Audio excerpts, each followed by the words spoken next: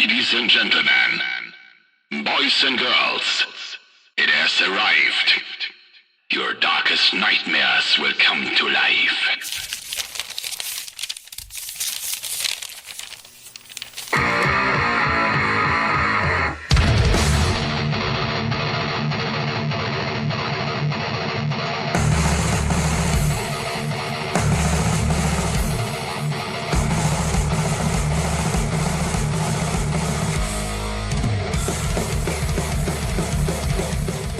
What's up, freaks, geeks, gals, and ghouls? It is I, Toxic J, Evil Dead Batman. Welcome to another episode of Corpses for Conversation. We review everything good, bad, and straight out weird. Actually, this is a special episode. This is our first book review.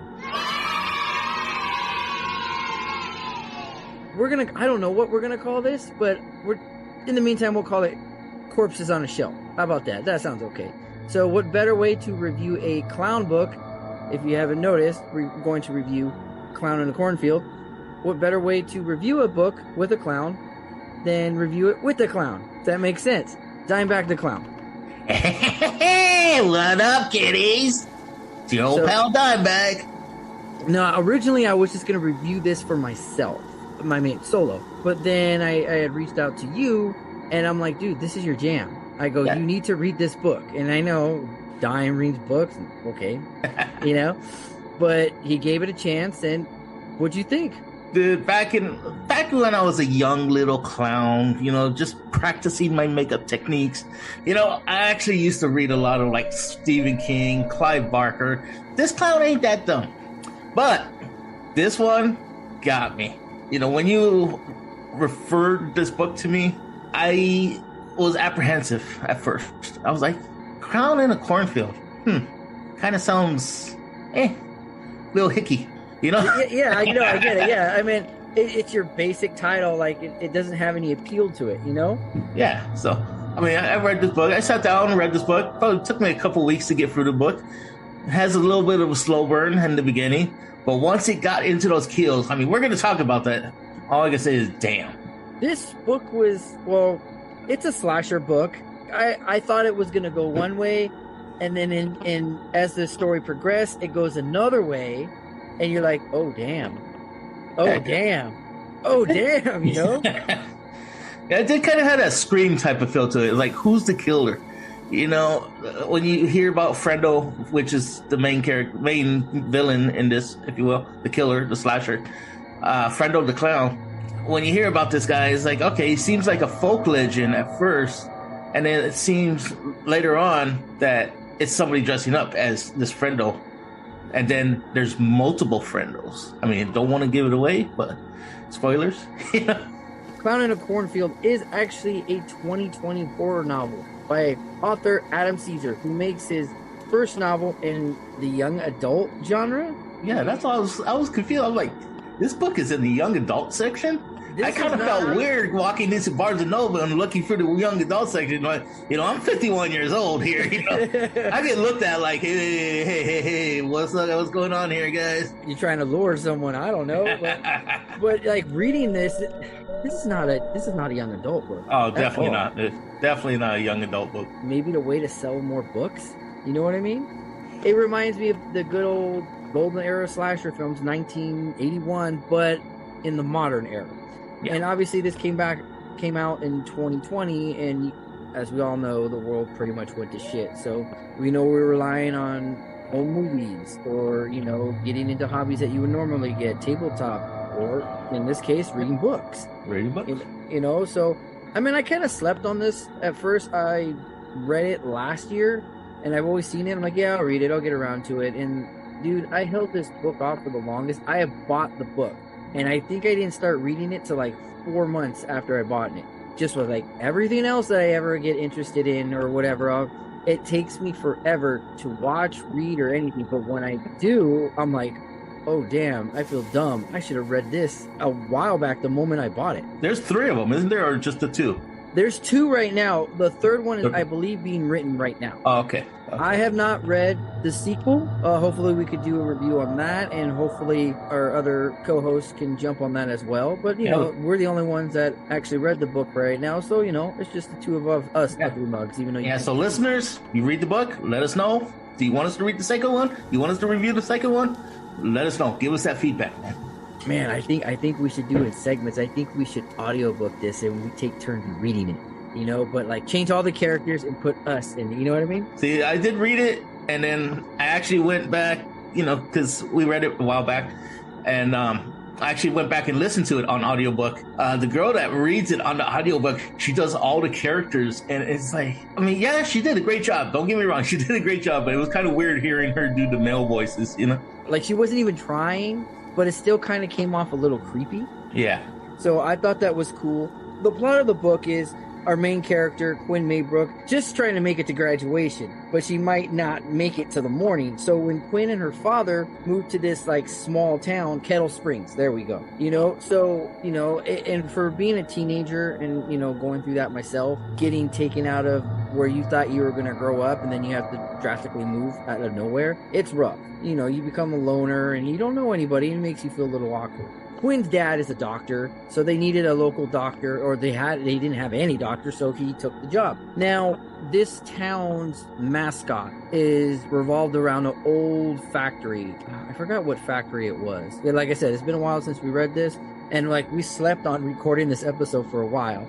So if we don't get our facts exactly 100%, you know, feel free to read it yourself. I think it was a dairy farm, wasn't it? Oh, there we go. It was a dairy farm. Yeah. See, damn, you got a better memory than me. I believe the mascot transitioned into the high school mascot, and Quinn meets a group of kids. I guess you want to call them outsiders from the normies. They're into like adventure, you know, partying, stuff like that. And like all the old timey fellows in Kettle Spring kind of look down on them. You know, it is a new generation, you know, where I believe. Like damn whippersnappers. Exactly. It's the Gen Z generation. You know, people, you know how I feel about Gen Z people. You know, the prologue for this was actually really, pardon my French, really fucked up. What did you think of the prologue? Long story short, did she jump or fall? I don't remember. I think it sounded like she kind of slipped. Because it didn't really sound like they went into detail on whether she jumped or she slipped. They said they saw her falling and hit her head on the rocks below. And it was shallow. It was like some like lake party or something like that. You know, drinking, boozing it up, you know, doing marijuana. Cliff diving, stuff like that. You know? So you get this visual of this girl just slipping and falling, cracks her head open. Like totally misses the water, just cracks her head open on the rocks. And that's why those kids are looked upon by other people, because they blame those kids for that girl's murder. It's sad. Veronica Hill was her name. That's right. Yeah, Veronica Hill. Hit her head, accidentally cracked it open when Colwide jumping into a lake off a cliff, shown in a flashback. That's a horrible way to go. Oh, yeah. So there's nothing to break your fall. And right in that moment, like, what do you do? Do you, like, accept it, or it just happens so fast you don't even realize, you know? Was she a great big fat person? I don't know. Is it like Humpty Dumpty? Oh. I don't think so. Okay, I was that. Yeah, you know, they're like... I'm sorry, Zom. So before the book, there were 3 deaths. And, you know, we're just going to get into the deaths one by one. So it's like a whodunit story. Like, before the book, you had Mrs. Hill, who died of cancer before the events that were ever mentioned in the book. Then you have Samantha Maybrook, which is Quinn's mom, died of a drug overdose. And then, like I said, Veronica Hill. And those already, right off the bat, 3 deaths before the story even begins. When you were reading the book, were you placing, like, actors in these characters during the reading of the book? No, it's funny you mentioned that, because I do that when I read a book, but I do it with people that I know. You could be well, obviously, I pictured Frenzo as you. You know what I mean? No, I was thinking, like, Quinn's dad could be like David Arquette. He kind of had that, like, oh, dude, like, you know, type of feel. And then the teacher that goes off on them in the beginning, like in the early part of the book, I can see Bill Moseley playing that teacher. Yeah, I could see that. I could totally see that. The snapping. Who would play Quinn Maybrook though? Our lead. It would have to be somebody young, some Disney plus like. Yeah, I recently saw that movie Imaginary. I don't know who the teenager girl was. I've seen her in a movie, but I couldn't put my finger on it. The little girl or the older sister? The older sister. Oh, okay. Yeah, because the younger girl, she was at the CreepyCon. She was stupid. So I was like, man, she could play like Quinn Maybrook. Actually, like I said, once again, we could just get into kill by kill by kill, only because there is a lot to cover. Yeah. So our first victim actually was Tucker League. He was stabbed in the stomach and throat and slit by Frenzo.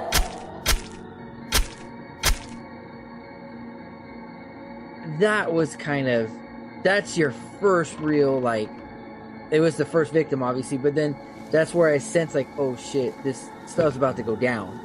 Yeah, that's when I read that, I was like, holy crap. Okay, I need to read more. That's why I was doing like 3 chapters at a time. Stabbed in the stomach and then the throat slit, like, that's like a double whammy, bro, you know? Yeah. That's kind of like how David Arquette went out. Yeah. In Scream 6. Yeah, but he got gutted basically by a 130-pound person. Come on, that's what got me mad about that scene. I'm like, dude, seriously? And he's a trained wrestler. What? Exactly. But we're not talking about Ghostface. We're talking about Frenzo the Clown. Oh yeah. Now, our co-host Michael Hardestein, I asked him after I read this book, dude, can you make this mask? And I mean, look up online. You could see like it's a standard mask, but it how I envision it comes off, especially with the outfit, so creepy. Kind of like a scarecrow clown type of. Yeah, it was, just like a hobo clown. Almost. Yeah, and the majority took place at Cornfield. Now that's the perfect, I guess, setting for this. Hence the title, Clown in Cornfield. I don't know about you, man, but I putting yourself in a cornfield that tall, like in your mind, like I could get through this, but like you can't really say that once you're smack dab right in the middle of that shit. You know what I mean? No, if you've never been to a real cornfield, not like one of these little rinky-dinky cornfields they put up during Halloween season out here, California. I've been to cornfields, there was a cornfield in West Virginia where my sister lives. And, they're creepy at night.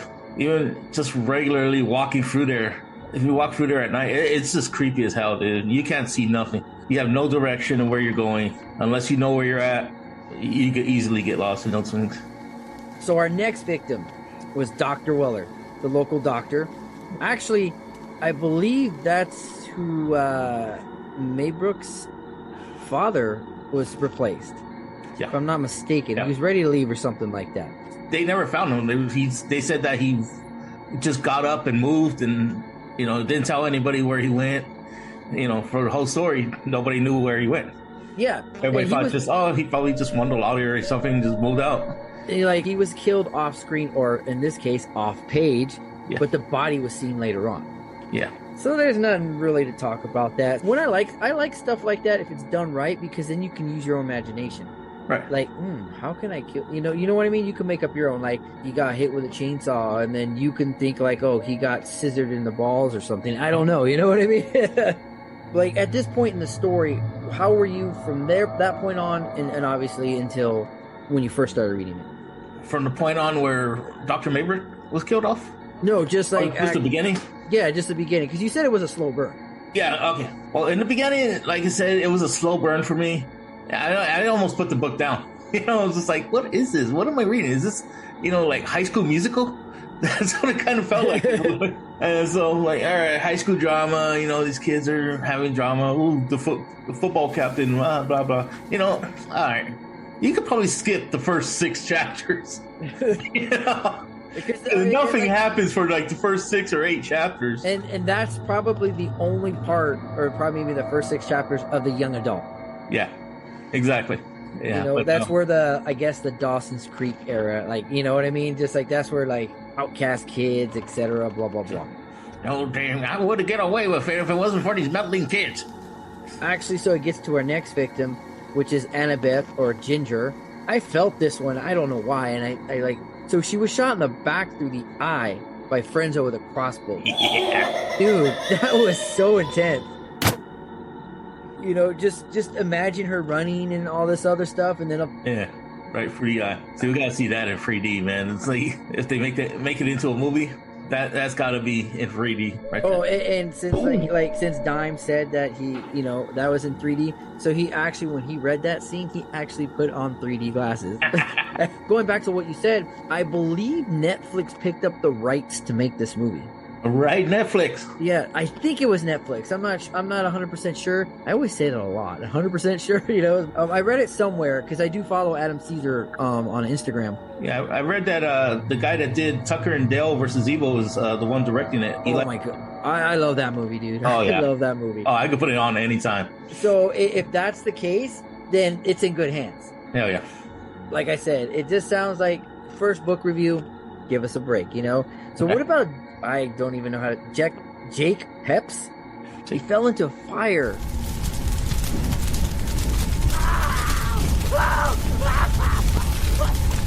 Burned to death after being shot in the back with Frenzo with another crossbow. Oh yeah, and this is all going on at a party at the mill, right? Yeah, It's going on. The thing is, it happens back to back to back to back. So a lot of this shit is like just it's at this point it's starting to like, I don't want to say like Terrifier-ish, but it's just it's a mixture. You know what I mean? Maybe. Well, the one thing he left out though, this is before or after they all showed up. I think it was. Wait, who, the main characters? Yeah, the friendos, when they all came out of the cornfield, they all have different weapons. Like one has a circle saw, one has a chainsaw, one has a pickaxe. Oh, you're right. See, this is why, you know, I probably couldn't review this by myself, because the thing I couldn't remember, I have someone else to remember it for me. That's right. See, I can imagine that scene if they do the movie, all of them coming out of the cornfield, just like fading into view.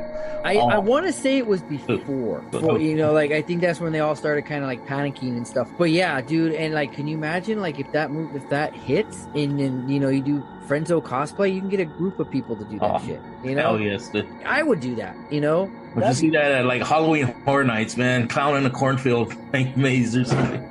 That I would love to have that like first book maze. You know what I mean? Like a terror tram or something. I don't know, man. I don't know what is worse, is either drowning or being set on fire. You know what I mean? Pick your poison. I'm not saying you go do that, but if you had, you know, if you were, hold on, give me a second. Let me go test it out. If you were in a jigsaw predicament, like, oh fuck, what do I do? You know? Well, I never learned how to swim. You know, being a fat clown.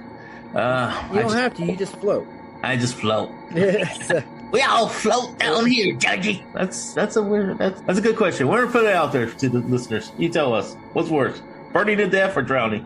You know, and I think you're right. At this point, all those clowns come out, because we have another one. We have Aaron, who was shot in the side of the head by Frenzo with a crossbow. Yeah, he was sticking his head out the door. He's like, "Oh, I think they're gone." Bam. Yeah, I don't remember that. So, but I know he got shot, but I didn't know how he had hit, how he got. You know what I mean? It wasn't a head. How does SoCal say it? Head explosion. But you know, close enough, I guess you could say. So shout out to SoCal. And then I guess this is right now where like everything's just going ape shit. So you got a bunch of unknown teenagers all killed by the same thing, the crossbow. And we're not even halfway done with our list here, you know? So at this point, then the teens start to fight back. So Quinn took down one Frenzo the clown. Turns out to be Mr. Vern, shot in the chest and head by Quinn with a hunting rifle. Dude, that was hard. That was hardcore right there. That was the teacher, right? Mr. Vern? I believe so. And this is the turning point for Quinn, where she had to like, either I gotta do this or I'm gonna die. It's a fight or flight. Yeah, exactly. So, you know, you see her progress through the story as this like scared teenager in a new town, and over a course of a night, 2 nights, where I gotta become a badass. You know, she did like Aaron Ripley shit, you know? Actually, one of my favorite kills in this was Janet Murray. Oh man. Head cut off by Frenzo with a buzzsaw. Yeah, the circle saw. I said butt saw. A buzzsaw. And she was fighting pretty good for a while. You know, and screwed up that dude pretty bad. But in the end, she just lost her head. Yeah, that was a straight Terrifier kill right there, man. Oh yeah, of course. Like I immediately thought of that movie. Like, oh shit! Like Art the Crown, like pump his fist. You're like, right on. There's unknown Frenzos. I'll just run down our list. It was Frenzo victim number 1. Part of his side shot off by Quinn with a shotgun. It's like, oops, sorry. Like you ain't no Terminator here. You're gonna see some brain cells splatter over the ground. Oh yeah. Then you have another teenager, which got killed, which I don't know who. He was just a body count. Impaled on a pitchfork by Frenzo, off page though, of course, and the body was seen. Oh, so, we're gonna see all those kills in the movie, man. I hope so, man. Like, and we're already hyping it up, a thing already. You know what I mean? I tried reaching out to Adam Cesare, like, hey, when's this, and obviously, and I know he's a busy guy or whatever. But how long it take you? You said again, like 4 weeks, maybe, to read this? About 3.5 weeks, probably. Yeah, I think it took me. Actually get through. I mean, It's not really a big book. It's probably like 120 pages. No, here we're way off. It's actually 346 pages. Oh Jesus! It doesn't feel like that, though. It really doesn't feel like that. Only the 6 chapters, but like you said, just no. But the chapters are very short too, because there's 32 chapters in this book. Something like that. Very short chapters. Easy read.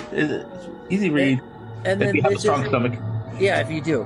And then you have 14 unnamed teenagers, all killed by Frenzo off page. Leading up to this point, for the rest of the surviving members of the book, there were certain characters I didn't like in the beginning, but as this progressed and their fight for survival, how did you feel about them midway point through the killing spree? They had strong character to them. Yeah, you're trying to survive being killed by a bunch of clowns in the middle of a cornfield. They showed a lot of guts, and they all came out. No. And one, you gotta remember, there is a clownophobia. Yeah. Not a lot of people like a lot of clowns. Dime's a clown. Finishers as well, so it's not even there. I'm a clown to an extent. I listen to the Insane Clown Posse. That's episode over. I'm fired.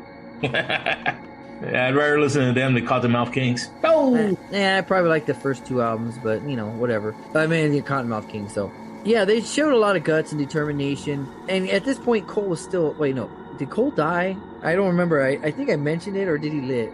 I did both. I read it, and then I listened to it, and I still can't remember. Yeah, so there's so many characters in this, book. And I think that's probably the only negative side of the book. It's just there's too much going on all at once. Yeah. And I think if they spread it out just a little, or even added a few more pages to just help separate things, I think it would have worked out a little better. Our next victim is another Frenzo the Clown, bled to death after having his mask melted onto his face. Oh yeah. When Russ blew up the barn. I remember that scene, or page, or chapter, whatever you want to call it. It kind of reminded me of The Man in the Mask and The Strangers Pray at Night. Like, you think he's dead. Gone. Yeah, but he's still coming at you. Yeah, having your mask melt to your face like that, I can only imagine, because most of these masks are latex, so you get the heat melting that mask. Was it a latex or a plastic mask? I don't remember. Or did they never mention it? I don't think they ever mentioned it. Just a mask. So probably like a latex mask. It's not a movie. It's something you have to read. Like I said, once again, if you want to know more about it, go read it. Go out there, pick it up. Sit down, turn off the TV, turn your brain off, open the book, and read. That's what they had to do. I mean, do you remember back in those days, like the 1800s? There was no TV. You had to read a book. What the fuck? You. I think I made that joke last episode with My Bloody Valentine, but I said 17 something. Oh, dude, remember back in elementary? No, was it elementary or junior high? I think it was junior high when we used to have the homeroom, and you had to read a book and do a book report at the end of it, right? Imagine me reading this book as a young adult and having to do a book report on this book. Oh, man, you probably would have got suspended. Oh, I would have been in a mental institution, man. So then you have our next victim, which is actually Ronnie Queen. Part of his face was sliced off by Quinn with a meat cleaver. Nice. Yet again, that's an 80s trait right there. Oh, yeah. Queen, you got what you deserve, biatch. Yeah. Matt Trent, skull crushed by Quinn between 2 cars. Dude, okay, like I said, she's a badass. taking out the whole Friendzone posse just by herself alone. So I can see Eli Roth directing this movie. You know, I could see that too. Maybe the collaboration between Eli Craig and Eli Roth. You know, do you think this would be if it was? It's hard to become an icon based in a book, but you think if it was made into a movie, it would be like a next slasher? Well, Pennywise started out as a book first. Yeah, that's true. That's true. I forgot. I don't know why that flew over my head, but he was a clown. You know, then you have another Friendzone clown. Died. Oh, I believe she was at the police station when they tried to interrogate her. Trudy, that's and right. she worked at the diner. That like she helped Quinn, but you know she was kind of a bitch. Died of her wounds after Quinn shot off her hand with a shotgun. Yet again, we're mentioning Quinn's name. Can you really die from shooting your hand off, though? Well, you bleed out. Yeah, but it'll take a while to bleed out, though. Oh, I don't know. Could I shoot your hand? Go for it. We're like 500 miles apart. But yeah, knowing you would gather it and piece it all together and sew and put tape on it. You're like, look, it works, guys. Put the gunpowder on there and set it on fire, and you know. Or you can get one of those like robotic hands, like Rambo and shit. Yeah, exactly. You have Mr. Murray, another clown victim. Legs broken with a truck, shot in the chest by Russ with a shotgun. Yeah. Now I just picture him flying, you know, just having bucks unloaded on your chest, man. I mean, like every time I see that on a movie screen, I was like, ugh. Like Sam from Trick or Treat. Yeah, exactly. He just fly across the room. I mean, I don't care for that movie, but I did like that scene.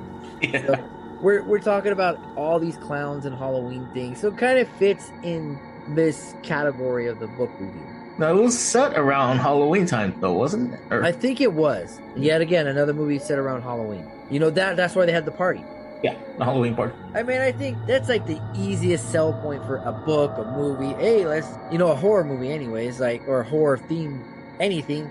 Hey, let's set it on Halloween. It gets a little old sometimes, but, you know, there's some gems and like this. So at this point, if you didn't know in the book, it turns out it's all the old timers that are friendzos. What the fuck? That are constantly trying to kill the teens because they ruined the town.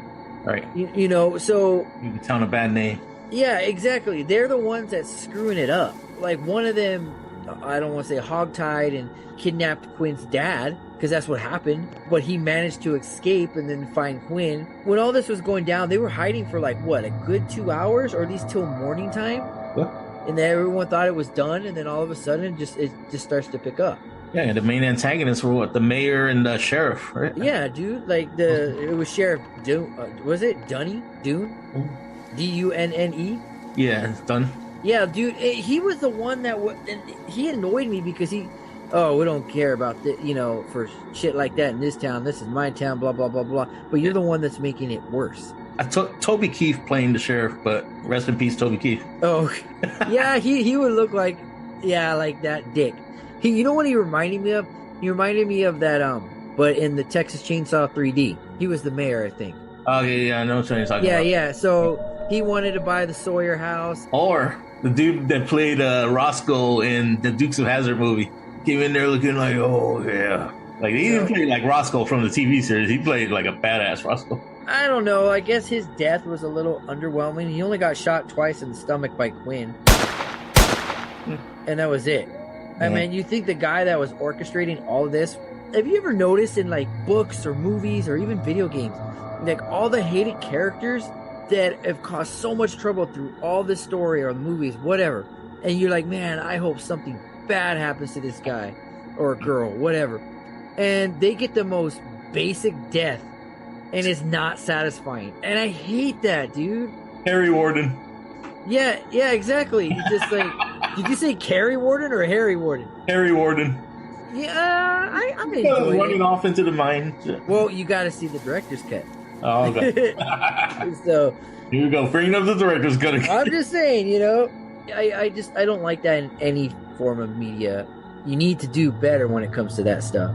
So in total, we have 36 deaths, 15 unknown, 14 men, and 7 women. Discriminatory against the men, okay. I guess. And then Friendzo the Clown, or all the Frenzos and Clown, killed 24 victims. Russ killed 3. He survived 2. At least I think he did. Yeah. And then you have our heroine or hero, whatever. You say it right? Heroine, Quinn, who took out 6. But it kind of all happened very quick. So it's thought like, dude, I thought she slaughtered more. That's about right. 6 is about right. Okay, we ran through the whole goddamn book, and it was basically this episode is one big kill count, which is fine because it's a book. We're just giving you the good stuff instead of breaking down, what was Quinn feeling at this point in time. No. If you want to read the book. And like I said, this story actually takes place over 1 or 2 nights. It's a lot. It's not a lot of content. It's a slash fest, basically. Yeah, exactly. It's a little weird, but we're going to throw the gore meter in. Given it's a book, 1 to 5 Friendzone mask. What do you give it? I give it a 5. That's pretty high praise, especially for a book, Oh, yeah. For a book, dude, I was like, the whole time I'm reading this book, I'm like, holy crap. I mean, I'm seeing these kills in my head. You read a book, you visualize it in your head, and I've watched enough horror movies to know what gore looks like. Yeah, right? So I'm visualizing this in my head, and I'm like, wow, yeah, I can definitely see it in movie form. Yeah. And I picture you telling Steph Kitten, oh my God. I told her to read the damn book. She won't do it. Have her audiobook it, So then, like you said, just turn off your brain, turn off the TV, read a book, dude. And if you have trouble sleeping, it'll help you fall asleep, I'm going to have to piggyback off that. And I give it the gore meter. I do give it a 5 because, like I said, I use for characters that I know in my real personal life, who could be this and this, and of course I'm gonna have an older version of my oldest as Quinn kicking ass. You know what I mean? Right. So I'm not a doctor, but my profession lies somewhere kind of in there. But I ain't gonna mention that. Overall, what do I rate this book? 1 to 5. I'm probably gonna have the book in general. I'm probably gonna have to give it a 5. I would say the same way. Like I said, it's been a while since I read an actual book from beginning to end, and yeah, this didn't disappoint for sure. Definitely 5 for me. Do you plan on reading the part 2 and then hopefully part 3 later down the line? Oh yeah, definitely. I hope like I said, it just bugs me. Now I want to look into that. If it was Netflix, I'm pretty sure it was Netflix, but they do kind of like the Fear Street saga. Okay. They do something like that. Yeah. That would be great, man. That's our quick, I don't want to say quick, but this is actually our first book review. Corpses on the Shelf for Clown on a Cornfield, once again by Adam Cesare. Great book. Recommend. Go check it out. Can't praise it enough. So I for Toxic J, aka Evil Dead Batman. I'm Bag the Clown. Why don't you make like a tree and get out of here? And we're not going to say be kind, rewind. So take care, read a book, stay spooky, everyone. Peace out, guys.